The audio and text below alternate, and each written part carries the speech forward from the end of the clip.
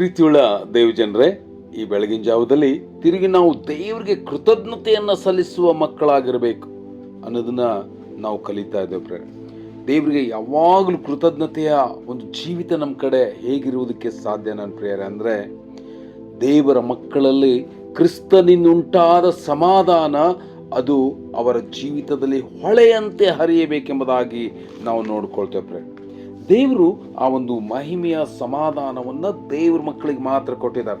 ಏಷಾಯ 48ನೇ ಅಧ್ಯಾಯದ 18ನೇ ವಚನದಲ್ಲಿ ನೋಡುವಾಗ, ನೀನು ನನ್ನ ಆಜ್ಞೆಗಳನ್ನು ಕೇಳಿದ್ದರೆ ಎಷ್ಟೋ ಚೆನ್ನಾಗಿತ್ತು, ನಿನ್ನ ಸುಖ ಸಮಾಧಾನ ದೊಡ್ಡ ನದಿಯಂತೆ, ನಿನ್ನ ಕ್ಷೇಮ ಅದು ಅಂದರೆ ರೆಸ್ಟ್ ಪೀಸ್ ಅದು ಸಮುದ್ರದ ಅಲೆಯಂತೆ ಹರಿಯುತ್ತಿತ್ತು ಎಂಬುದಾಗಿ ನಾವು ನೋಡ್ಕೋತೀವಿ. ಯಾವಾಗ ದೇವರ ಮಕ್ಕಳು ಅವರು ಆ ನಿಜ ಸಮಾಧಾನದಲ್ಲಿ ಜೀವಿಸುವುದಕ್ಕೆ ಸಾಧ್ಯವಾಗ್ತದೆ, ಅವಾಗ ಮಾತ್ರವೇ ದೇವರಿಗೆ ಕೃತಜ್ಞತೆಯನ್ನು ಸಲ್ಲಿಸುವುದಕ್ಕೆ ಸಾಧ್ಯ.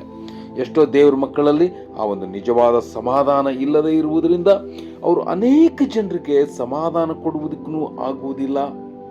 ಅವರ ಜೀವಿತ ಅದು ಯಾವಾಗಲೂ ನಷ್ಟದಲ್ಲಿರುವುದಕ್ಕೆ ಸಾಧ್ಯ ಎಂಬುದಾಗಿ ನಾವು ನೋಡ್ಕೋತೇವೆ. ಈ ಕಾರಣ ದೇವರ ಮಕ್ಕಳಿಗೆ, ಆತನ ಮಕ್ಕಳಿಗೆ ಆ ಸಮಾಧಾನವನ್ನು ಹೃದಯದಲ್ಲಿ ಯಜಮಾನನನ್ನಾಗಿಡುವುದಕ್ಕೆ ಮನಸ್ಸುಳ್ಳವರಾಗಿರ್ತಾರೆ ಎಂಬುದಾಗಿ ನಾವು ನೋಡ್ಕೋತೇವೆ. ಕೊಲೊಸ್ಸೆ 3ನೇ ಅಧ್ಯಾಯದ 15ನೇ ವಚನದಲ್ಲಿ, ಸಮಾಧಾನವು ನಿಮ್ಮ ಹೃದಯದಲ್ಲಿ ಯಜಮಾನನಂತಿದ್ದು ತೀರ್ಪು ಹೇಳಲಿ ಎಂಬುದಾಗಿ ಬರೆಯಲ್ಪಟ್ಟಿದೆ. ಸೊ ಯಾವ ದೇವರ ಮಕ್ಕಳಲ್ಲಿ ಸಮಾಧಾನ ಇರ್ತದೋ ಅವ್ರು ಮಾತ್ರವೇ ದೇವರಿಗೆ ಕೃತಜ್ಞತೆ. ಯಾಕಂದ್ರೆ ಅವರು ಎಲ್ಲರೊಂದಿಗೂ ಸಮಾಧಾನದಿಂದಿರ್ತಾರೆ. ಈ ಕಷ್ಟಗಳು ಬರಲಿ, ದುಃಖಗಳು ಬರಲಿ, ವೇದನೆಗಳು ಬರಲಿ, ಯಾವುದೇ ಸಂದರ್ಭಗಳು ಬರಲಿ, ಅವರಲ್ಲಿ ಸಮಾಧಾನ ಅದು ಯಜಮಾನನಾಗಿರ್ತದೆ. ಅವಾಗ ದೇವರಿಗೆ ಯಾವಾಗಲೂ ಕೃತಜ್ಞತೆಯನ್ನು ಸಲ್ಲಿಸುವಂಥ ಒಂದು ಮಹಿಮೆಯ ಜೀವಿತ ಅವ್ರದ್ದಾಗಿರ್ತದೆ. ಈ ಕಾರಣ ನಾವು ದೇವರ ಸಮಾಧಾನದಲ್ಲಿದ್ದೇವೋ ಎಂಬ ಪ್ರಶ್ನೆಯನ್ನು ಹಾಕಿಕೊಳ್ಳುವುದು ಅತಿ ಪ್ರಾಮುಖ್ಯ. ಯಾಕಂದರೆ ದೇವರು ನಮ್ಮೊಡನೆ ಆ ಒಂದು ನಿಜವಾದ ಒಡಂಬಡಿಕೆಯನ್ನು, ಸಮಾಧಾನದ ಒಡಂಬಡಿಕೆಯನ್ನು ಮಾಡಿಕೊಳ್ತೇನೆ ಎಂಬುದಾಗಿ ನಮಗೆ ಎಸ್ಕೇಲ 34ನೇ ಅಧ್ಯಾಯದ 25ನೇ ವಚನದಲ್ಲಿ ನೋಡ್ತೇವೆ. ಪ್ರೇರೆ, ನಾನು ಅವರೊಡನೆ ಸಮಾಧಾನದ ಒಡಂಬಡಿಕೆಯನ್ನು ಮಾಡಿಕೊಳ್ತೇನೆ. ನೋಡ್ರಿ, ನಮ್ಮ ಜೊತೆಗೆ ದೇವರು ಸಮಾಧಾನವನ್ನು ಕೊಡುವುದು ಮಾತ್ರವಲ್ಲ, ಆ ಸಮಾಧಾನದಲ್ಲಿ ಇರುವುದಕ್ಕೆ ಒಂದು ಒಪ್ಪಂದವನ್ನು, ಒಡಂಬಡಿಕೆಯನ್ನು ಮಾಡಿಕೊಳ್ಳುವುದಕ್ಕೆ ಮನಸ್ಸು ಮಾಡ್ತಾರೆ.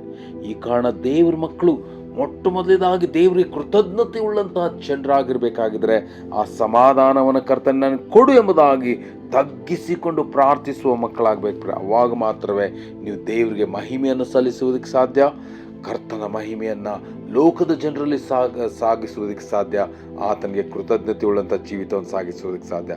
ನಾವು ದೇವರ ಕೃತಜ್ಞತೆ ಉಳ್ಳವರಾಗಿರುವುದಕ್ಕೆ, ಸಮಾಧಾನವನ್ನು ಕರ್ತನಿಂದ ಪಡೆದುಕೊಳ್ಳುವುದಕ್ಕೆ ಪೂರ್ಣ ಪ್ರಯಾಸವುಳ್ಳವರಾಗಿರೋಣ. ದೇವರು ನಿಮ್ಮನ್ನು ಆಶೀರ್ವದಿಸಲಿ. Thank you.